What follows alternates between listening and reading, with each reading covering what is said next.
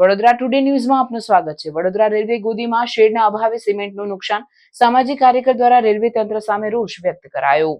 વડોદરા શહેરના નવા yard railway ગોદી ખાતે શેડની વ્યવસ્થાને લઈ સામાજિક કાર્યકરે રેલવે તંત્ર સામે રોષ વ્યક્ત કર્યો હતો અને રેલવે ટ્રેકની બાજુમાં શેડ વહેલી શેડ બનાવવાની માંગણી રેલવે તંત્ર સામે કરી। વરસાદની સિઝનમાં ખુલ્લામાં સિમેન્ટ ઉતારવામાં આવે છે, જેના લીધે શેડ નહીં હોવાના કારણે ઘણા સિમેન્ટોની ગુણો ભીની થઈ ગઈ હોવાથી ઘણું બધું નુકસાન પહોંચ્યું છે।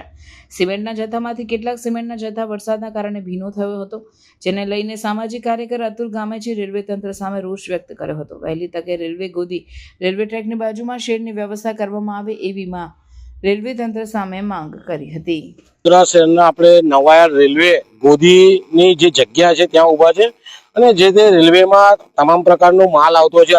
સિમેન્ટ જ્યારે આવી રહ્યો છે, આ સિમેન્ટ અહીંયા ખુલ્લામાં ઉતારવામાં આવી રહ્યું છે।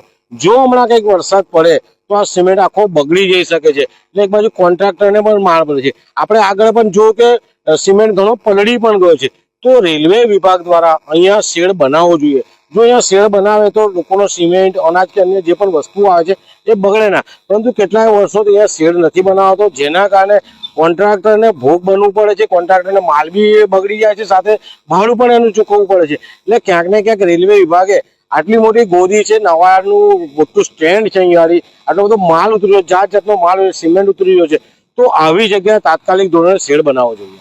શું કહેશો કે આ જે માલ ઉતરે છે, કેટલા ઘણા વર્ષોથી સમસ્યા છે, અનાજ ઉતરે છે, સિમેન્ટ ઉતરે છે, આના માટે જવાબદાર જે રીતના રેલવે સત્તાધીશો રેલવેની ગાડીમાં જ્યારે માલ આવતો હોય તો અને માલ જો બગડી જાય, સિમેન્ટ હોય કે અનાજ હોય, માલ બગડી જાય તો રેલવેના સત્તાધીશો જ જવાબદાર છે। આપણે તો માલ મંગાવ્યો છે, માલ આવી રહ્યો છે, પરંતુ એ લોકો એવી જગ્યાએ ઉતારે ત્યાં કોઈ શેડ જ નથી। હવે આ સિમેન્ટ હમણાં ઉતર્યો છે, શેડ નથી, વરસાદ પડે બગડી જાય તો કોન્ટ્રાક્ટરને માર પડે અને વેપારીને પણ માર પડે। એટલે ક્યાંક ને ક્યાંક રેલવે તંત્રની એ જવાબદારી ઊભી થાય છે।